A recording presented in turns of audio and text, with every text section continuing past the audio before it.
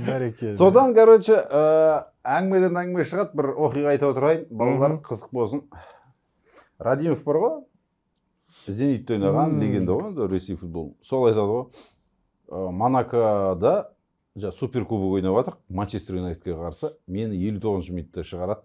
Сол шығарған кезде, сол как раз ең шығып келе кезде гол ұрып кетті дейді Манчестер. 2-1 қылып, Манчестер үшін қатты ойнай бастайды. Қысап жатыр дейді.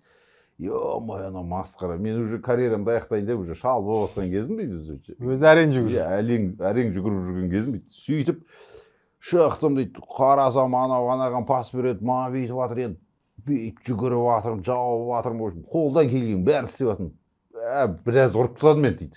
Бүкіл энергиям таусып, бір примерно бір 85-терге келіп қалды ғой деп таблоға қарасам, 62-ші минут дейді ғой. Шыққаныма 4-ақ минут болыпты. Болған ойын. Содан кейін таблоға қарамадым дейді ғой. Сізде де сондай уақыт өтпей қойған ойындар болған ба? Иә, негізі Атлетика қарсы ойында болды. Сол жақта ойнап жатырық. Жай өте ма уақыт? Мәссаған қызық болды бірақ ойын. Бірақ сонда да аналар мықты ғой енді. Жүгіріп жатыр. Үлгермей жатыр екен, шынында әңгіменің ашығы. Енді олар физикада ең мықты команда ғой. Әлде солар мықты ғой физика жағынан. Топты алып бермейді.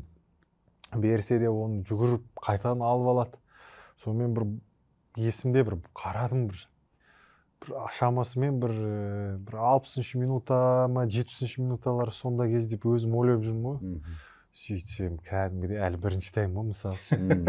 Қиын да енді. Шынымен олардың ритмі, ынталары мықты енді ол кездегі. Өкпеңізді қолыңызға алып жүгіріп жүрсіз бе былай бір уақытта? Иә, енді доп қол көрмей уже аяқ қойын бастайсың ғой, үшінші. Хуан Франко сенің крайда. Иә, сол кезде бір сол есіме.